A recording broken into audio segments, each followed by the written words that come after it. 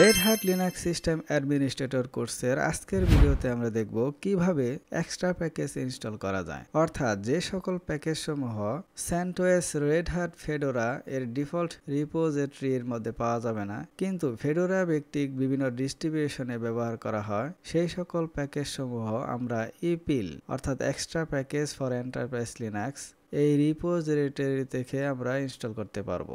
যেরকম আমরা দেখতে পারি যে লিব্রি এনএমএস, ক্যাকটি, নেগ আইওএস, ফাইলজিলা, এই দুইটা হচ্ছে নেটওয়ার্ক মনিটরিং টুলস, এটা হচ্ছে ফাইল সার্ভার। ঠিক আছে, তো এইগুলো আপনারা কিভাবে ইনস্টল দিবেন সেটাই আমরা দেখব আজকে।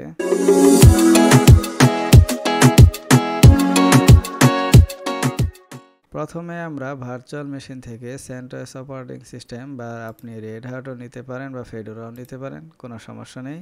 আপনার ইন্টারনেট কানেকশন থাকতে হবে। এরপরে আমরা জানি যে ফেডোরা ভিত্তিক ডিস্ট্রিবিউশনে ব্যবহার করার জন্য এই ইপিএল হচ্ছে একটা এক্সট্রা রিপোজিটরি। ঠিক আছে, অর্থাৎ এক্সট্রা কন্টেনার, এখান থেকে আমরা এক্সট্রা প্যাকেজগুলো ইনস্টল করতে পারি। ঠিক আছে, যে এই ধরনের সফটওয়্যারের মতো। তাই এই কারণে প্রথমে আমার যে কাজটা করতে হবে যে এক্সট্রা প্যাকেজটা আমার ইনস্টল করতে হবে। এখন আমরা এই কমান্ডটা এখানে পেস্ট করে দিব। এখানে দেখেন ইউম ইনস্টল, এটা ইনস্টল করবে কি ইপিএল রিলিজ। এখানে আমরা ইএস দিয়ে এখন এন্টার দিব। এটা অলরেডি ইনস্টল হয়ে গেছে। এখন আমাদের যে কাজটা করতে হবে, আমরা যে প্যাকেজটা দিব সেই প্যাকেজটা আমার ইনস্টল করতে হবে।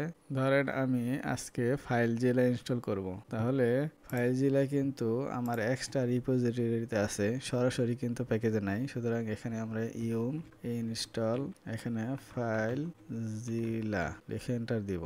এখানে দেখেন ফাইলজিলা আমি অলরেডি ইনস্টল করে ফেলেছি, এর জন্য এখানে অলরেডি ইনস্টল দেখাচ্ছে। আমরা এখান থেকে এই ফাইলজিলার পরিবর্তে এখন এখানে এটাও ইনস্টল করতে পারি। ইনস্টল করার জন্য এখানে ইউম ইনস্টল, এখানে লিখবো হচ্ছে ক্যাকটি।